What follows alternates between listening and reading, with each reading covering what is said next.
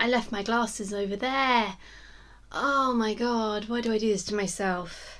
I did all this setup and then I gone and left my glasses on the other side of the room. So I'm gonna go and get those now. Jesus.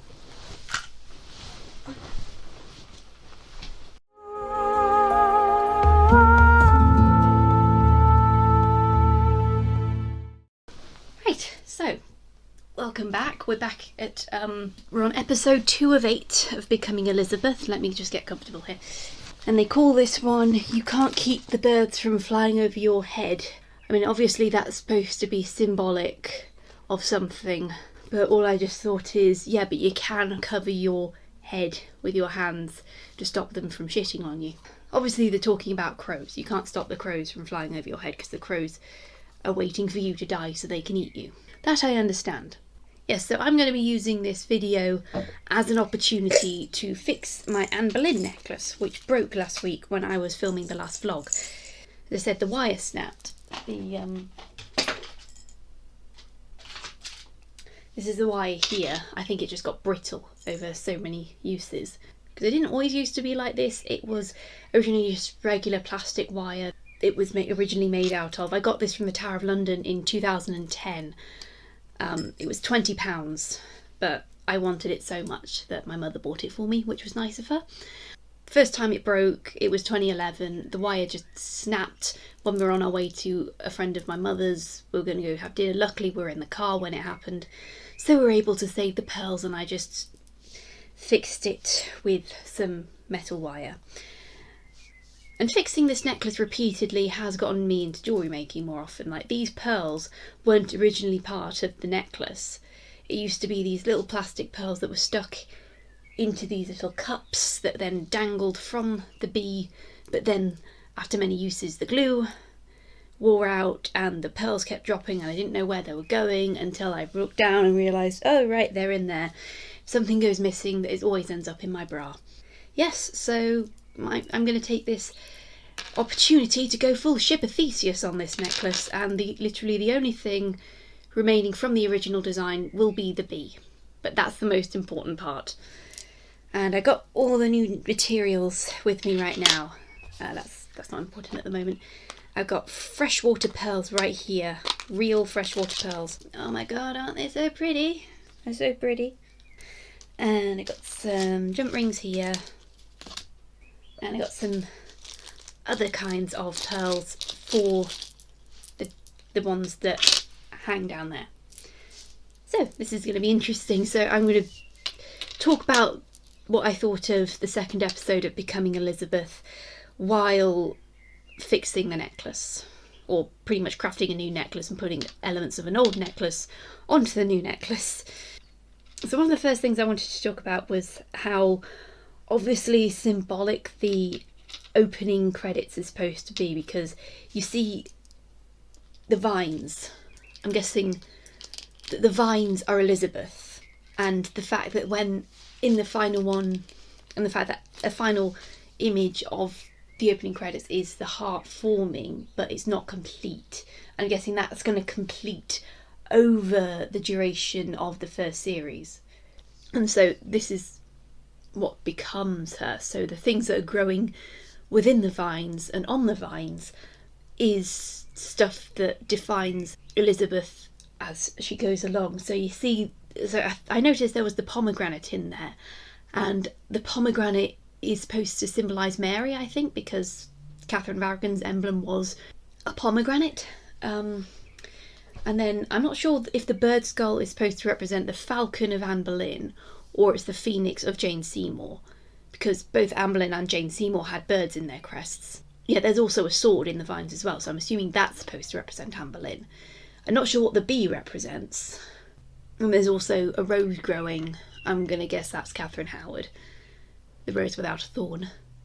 Yes, if my voice sounds strange, it's because my throat's a bit fucked up from last week. I got COVID last week. I'm still sort of recovering from it.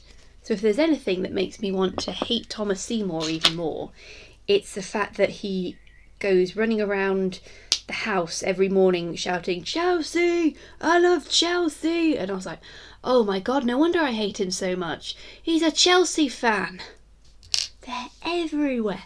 Anyway, yeah, and if I was Elizabeth, I would be so pissed off if someone came into my room the wee hours of the morning shouting and pulling my covers off and being like, wake up! And I'd be like, fuck you, I'm gonna go live with Mary.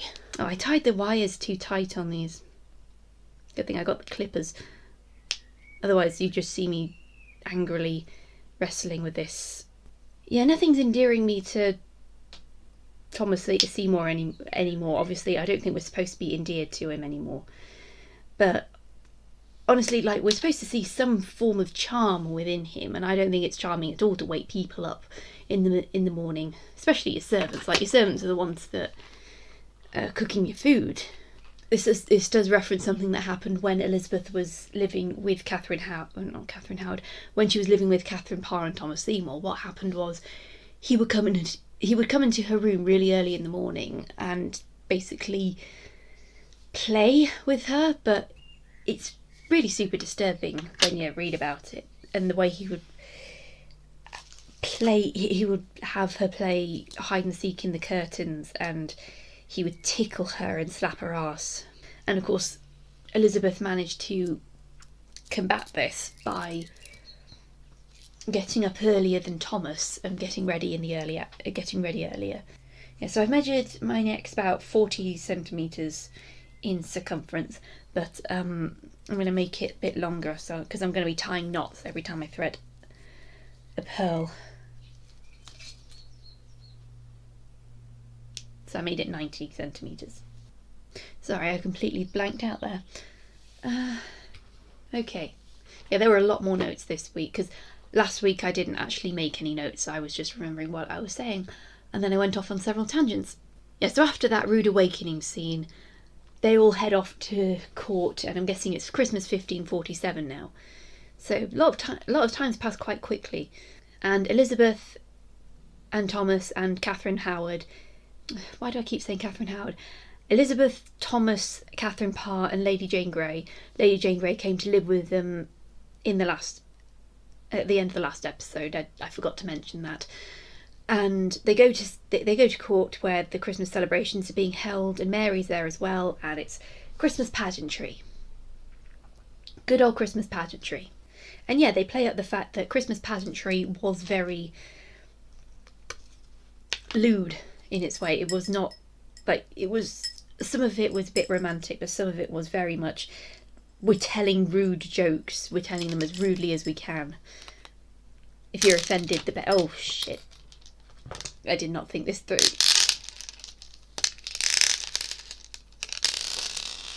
Yeah, there they go. Yes, and this leads directly into the conflict that arose between Edward and Mary during Edward's reign, where Edward was more extreme with his Protestant views than Henry was. Obviously, Henry did not like Protestants. He just wanted a form of Catholicism where he was in charge and no one else was.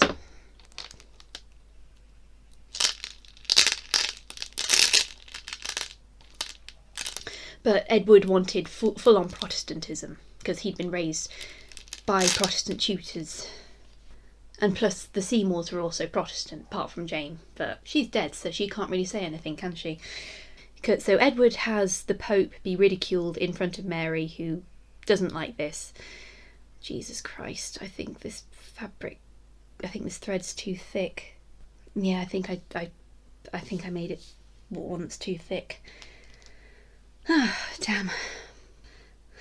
Yeah, so Thomas Seymour inserts himself into the mask because he just has to be in everything, because obviously, he's Thomas Seymour, he's trying not to be overshadowed by his brother, to the annoyance of his brother. And he encourages Lady Jane to choose whether the Pope should get rogered with a fake penis, or he should be, spared from that. In the whole, gladiator thumbs up, thumbs down sort of situation. Sorry, I'm distracted here.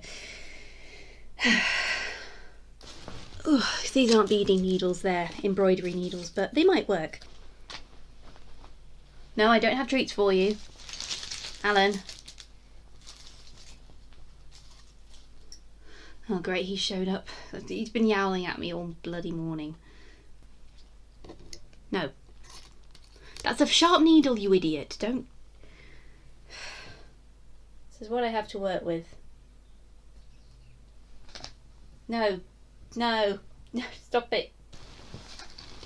Oh, this is going to be a fun lot to edit, isn't it? Okay, never mind that for now. We'll try something else. So we were talking about the Mary scene where she gets offended by how the Pope's been presented, and then Elizabeth goes to comfort her over it, and we actually get a good Mary and Elizabeth scene. I actually really did like the Mary scenes in this episode, because it was actually showing her as boxed in by Edward's growing fanaticism with being Protestant and making the country Protestant. And Elizabeth is trying to comfort her, but at the same time Mary is warning her sister to be very, very careful around Thomas Seymour and Catherine Parr, because they clearly do not have Elizabeth's best interest at heart. And I understand that, because I can understand where Mary's coming from in that regard, because clearly Catherine Parr doesn't actually seem to like, well, not like, but doesn't seem to love Elizabeth with the maternal affection we associate Catherine Parr having. It almost seems as if Catherine took in Elizabeth to look good, and so they had someone who was in the line of succession under her control and Thomas's control. But yeah, Mary does seem to be looking out for Elizabeth in this scene, and urges Elizabeth to come live with her instead. So yes, the butchering of Catherine Parr continues in this episode, where she just wants power. She just wants power. She's angry, she wants power, and she also just wants that. She wants Thomas's Seymour. Oh no, she wants to see more of Thomas at all times. She doesn't seem to be caring Elizabeth out of the kindness of her heart, more just to use her to get more power off Elizabeth. And yeah, I don't think that's what Catherine... I think by the time Henry VIII had died and she was free to marry Thomas Seymour, she just wanted the quiet life. She still wanted to write her religious stuff, but at the same time she also just wanted the quiet of having a daughter in Elizabeth and a loving husband in Thomas, but obviously that never happened because Thomas was a creep. There we go. So I haven't done this in a while. I'm replacing the other three pearls with silver eye pins, so I can hang the pearls off of this other necklace that I've got. But we'll come back to the bee necklace. Mary does mention Anne Boleyn in this one scene, where she says, you're the daughter of the great whore, and then Elizabeth's just like, shut the fuck up, but Mary's like, look, I'm telling you this because everyone knows what that's associated with. I'm not, like, for once, I am not insulting your mother. I'm telling you that because your mother was Anne Boleyn, then people are going to assume that you have inherited some of her traits. They're going to scrutinise you based on who your mother was. Because she even says, look, I'm going to end up like my mother at this rate. I'm going to be forgotten and alone and old.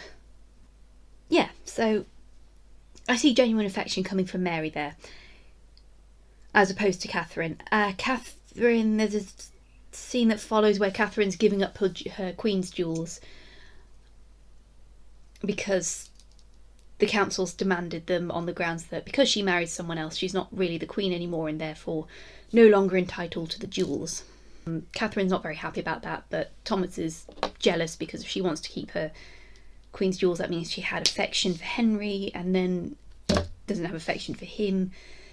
Then they yell at each other for a bit, and then all of a sudden they're on the table doing it. They start kissing, and then she gets up on the table, and all of a sudden it just goes wham right into that. Like, no foreplay or anything. That must be so painful. And would you know it, in the next room, Elizabeth and Lady Jane Grey are having their lessons with, I'm going to assume that that's Matthew Parker, who was tasked to look after Elizabeth by Anne Boleyn.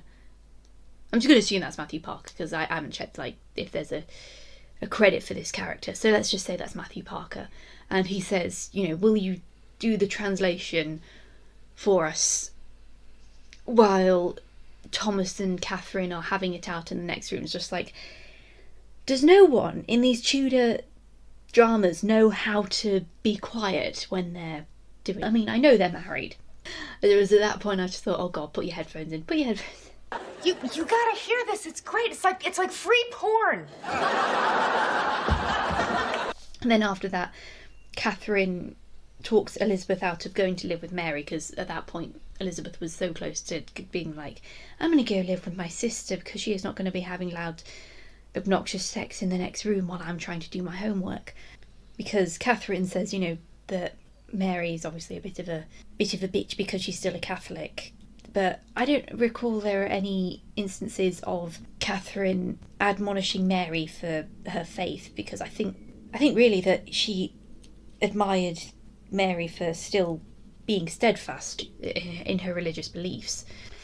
Yeah, I put, you know, this isn't Catherine Parr. She's a manipulative liar. Why do people sleep in... and then there's like, why do people sleep in the main house in front of the fire? Because, again, we have another scene where Thomas is being very public that he supports Chelsea, and he wakes up people who sleep by the fire in the Great Hall as opposed to in a room. Which it doesn't make sense. Like, if you're a servant, why would you sleep in the main house in front of the fire? Because surely the kitchens have a hearth that you can sleep in front of instead. I don't know, it doesn't make sense. So the next time we see Elizabeth after that, some boys have arrived at Chelsea, and Lady Jane Grey's like, ooh, who's they? And one of them's Robert Dudley. We don't get introduced to the other one, so I'm going to assume that that's Guildford Dudley, who Lady Jane Grey is forced to marry by her family. So one of the other one's Robert Dudley. And it's kind of a shame that Robert Dudley wasn't in the first episode, because they could have had a really good form of contrast between Robert Dudley and Thomas Seymour in the ways they show affection, whereas like Robert was Elizabeth's one true friend and like someone she trusted, even though he betrayed her quite a few times throughout most of their life. They loved I believe that, you know, they loved each other. If Elizabeth hadn't been a princess, if she'd been the daughter of an earl, they probably could have gotten together, and they probably would have gotten married. Or if, you know, the whole politics around marriage weren't so strict at the time, they probably would have gotten married and been together. Because I feel like they were true intellectual equals together. He was the only person that really knew her heart. The fact that he's more a minor character in this show, for now at least, it does sort of sell him short. They should have had more scenes with Robert and Elizabeth to sort of show that he respects Elizabeth as a person, whereas Thomas is seeing her as only a person to be used. Man, I can't wait for Thomas to get executed. Yes, nice to get a scene where Mary is just being smart and she's not a god-prodding fearmonger. Because that's usually the sort of thing we get with Mary, but this version of Mary's a lot more clever. She's tactful. She sees allies and she's like, yep, I'm going to take you for my ally. And then we finally get to see a scene. We finally get to see the scene between Mary and Edward, where Edward is forcing Mary to give up the Catholic faith and become a Protestant and stop holding mass and confession. And we have never seen that on screen before. Mostly because you never see much of the years between Henry and Elizabeth. It's usually quite glossed over, or it's completely focused on Elizabeth. Like Elizabeth the first episode, it was the scandal with Thomas Seymour, and then jump to the end of Edward's reign, and we go to Mary, who had more screen time. But even then, that was mostly between the conflict between the sisters. And Edward is still struggling to assert his authority, obviously because he's still a child and she's 30 now. She just has this assertion where she's like, "This is not my first time at the rodeo. You're going to have to try harder than that to make me give up the Catholic faith." Yeah, so I really liked all the scenes with Edward and Mary, and when Elizabeth was involved with Edward and Mary. But when it comes to the scene with Elizabeth on her own, or Elizabeth with Catherine and Thomas, I just hated it. So there is a good series in here somewhere, but it's being buried under the last gasps of "we must be like Game of Thrones." And then they all go hunting in the forest and the surrounding countryside. So when they're going through the forest on their horses, I'm just half expecting Mr. Rochester to come riding the other way.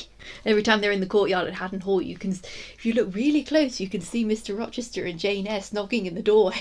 Yeah, oh my god, we just had to get Elizabeth being an action girl for like 5 minutes, where she's clearly not decked out in the full Tudor garb of when they go hunting. So, she should be having her hair all lovely and pinned up with a Tudor hat. And it's like I think she's like wearing trousers underneath her dress.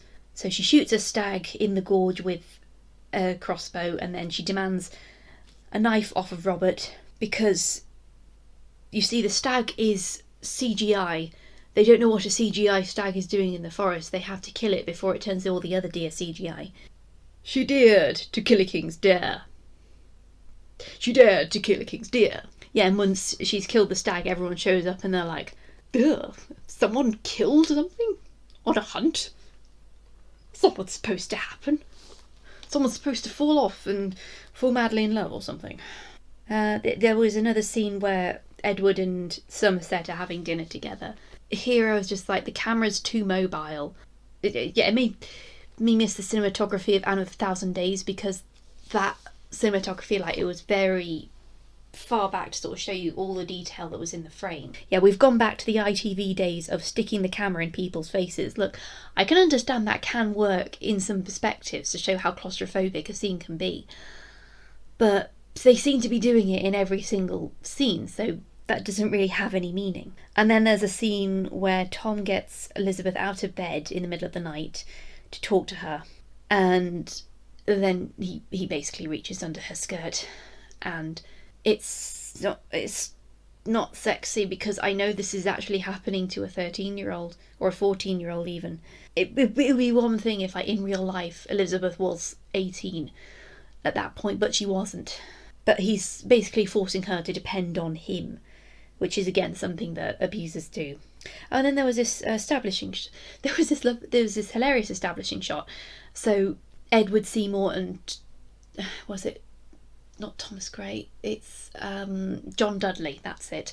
They go to Mary's house to basically again force her to stop being a Catholic, and they do the establishing shot like, "This is Framlingham Castle," and I'm like, no, that's Haddon Hall. You were just filming in there.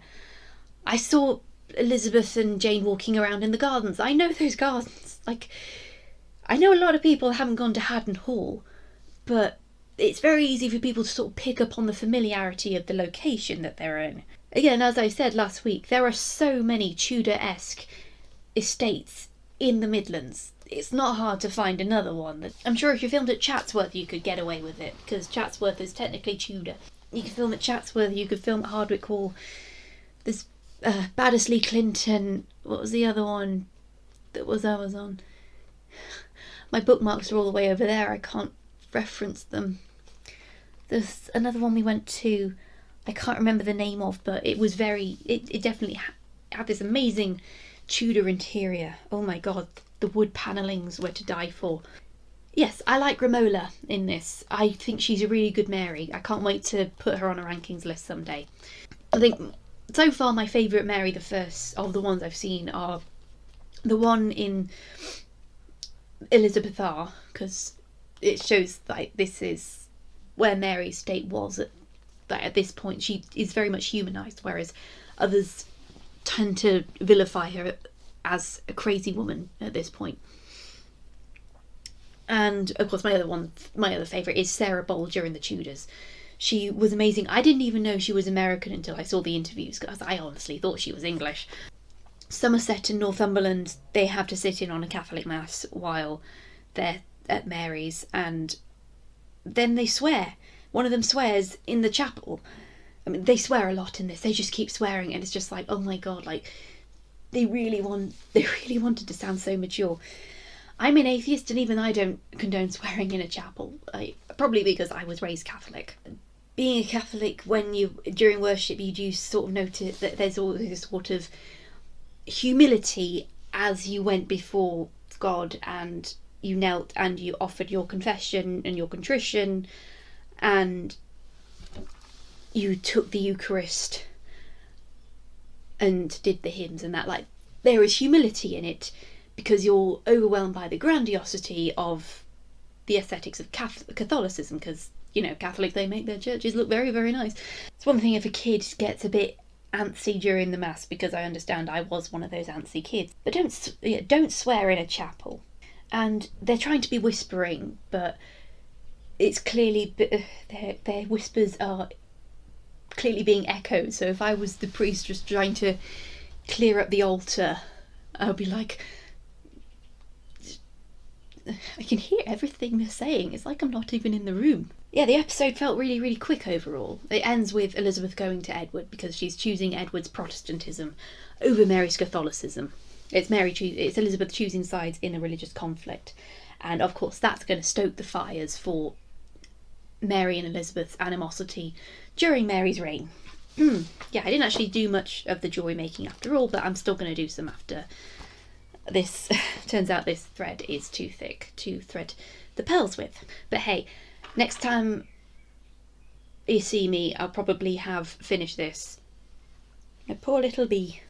Obviously, I'm not looking forward to the next one because I'm guessing that the next episode is going to be the one where Catherine finds out about Elizabeth being molested and sends her away. And, you know, just, you got to think, they're building up to something. What are they building up to? God. Yeah, see, it ends up in my bra.